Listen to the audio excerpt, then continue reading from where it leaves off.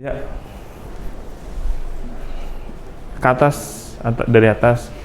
Ini pertemuan keempat, fasilitas depo apa aja sih fasilitas yang ada di depo. Sebelumnya saya tanya, teman-teman abis ini pelajarannya apa? Pariwisani, oke cepet aja. Fasilitas apa yang di depo? Ini berdasarkan apa yang saya dapatkan di internet ya.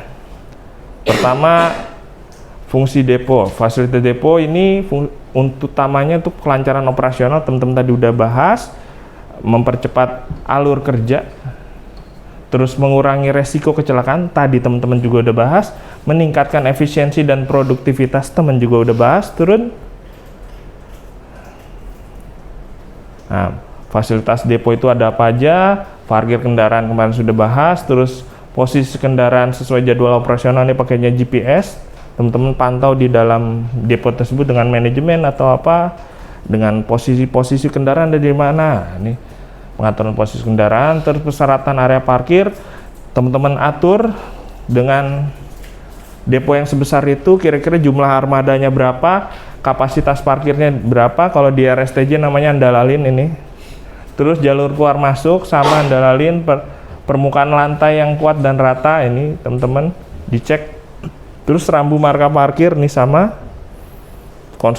teman-teman diskusi sama RSTJ atau yang lainnya, andalalin nih di sini masuknya ya.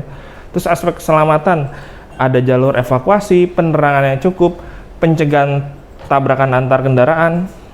Terus berikutnya ada kantor operasional, pastinya di kantor operasional itu tadi yang ada CCTV-nya, terus ada tempat kantornya teman-teman, komputer dan lain-lain, pengendali depo, terus tempat koordinasi manajemen, terus ruang pengendali armada yang tadi ada CCTV, ada GPS dan lain-lain, sistem komunikasi.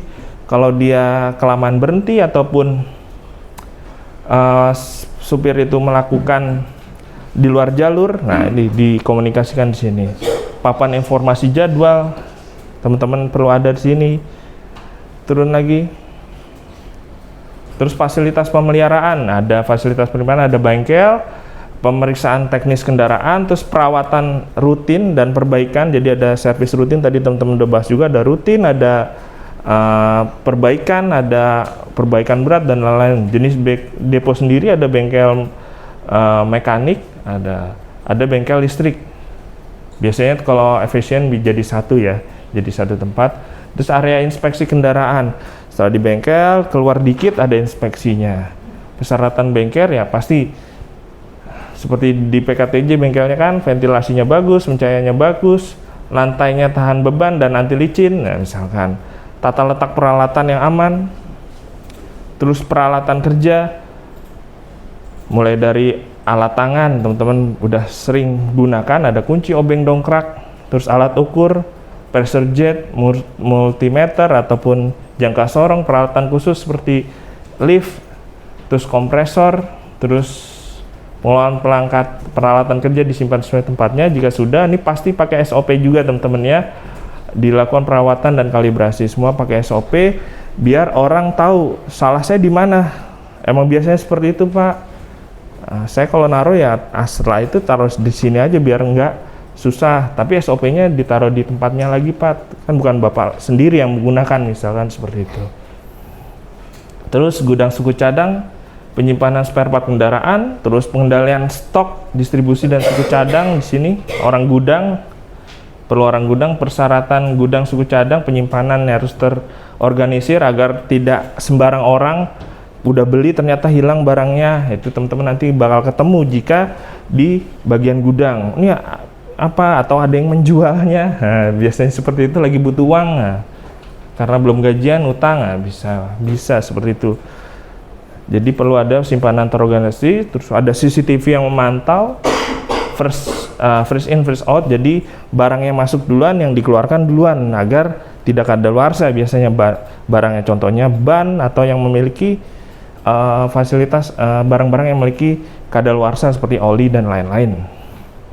Terus aspek keselamatan, penataan rak yang kuat, terus pencegahan kebakaran pakai APAR, posisinya sesuai dengan titik-titik yang mudah terbakar, terus mudah dijangkau, dan teman-teman diharapkan semua tahu cara penggunaan Alphard. Teman-teman sini udah praktek Alphard? Tapi tahu ya cara penggunaan Alphard?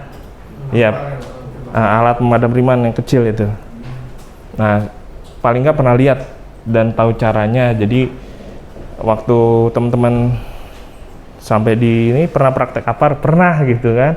Jadi ada ininya. Terus pengendalian bahan berbahaya seperti apa tergantung tadi, kalau BBM seperti apa, kalau zat kimia seperti apa, peletakannya seperti itu. Terus penataan fasilitas, alur pergerakan sama.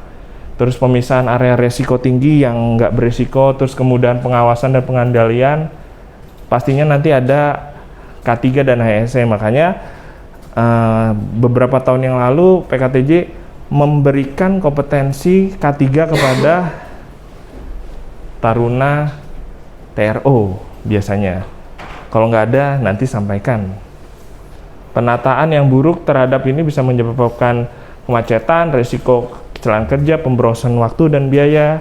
Turun lagi. Jika keterkaitan fasilitas depo dan keselamatan. Nah, menjamin kendaraan yang dirawat dengan baik sama, terus mengurangi kesalahan teknis sama, meningkatkan keselamatan armada saat beroperasi sama yang disampaikan teman-teman juga.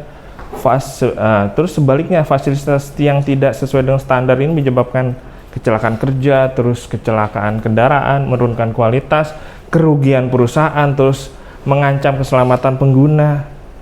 Nah, sama. Jadi intinya depo itu adalah sesuatu hal yang perlu dicek keselamatannya secara SOP. Kalau SOP-nya salah, berarti kalau ada kesalahan kalau kesalahan kecelakaan berarti nggak ikutin SOP. Tapi kalau udah ngikutin SOP terus ternyata tetap salah, berarti SOP-nya yang perlu diperbaiki. Nice. Dah sampai sini ada yang tanyakan?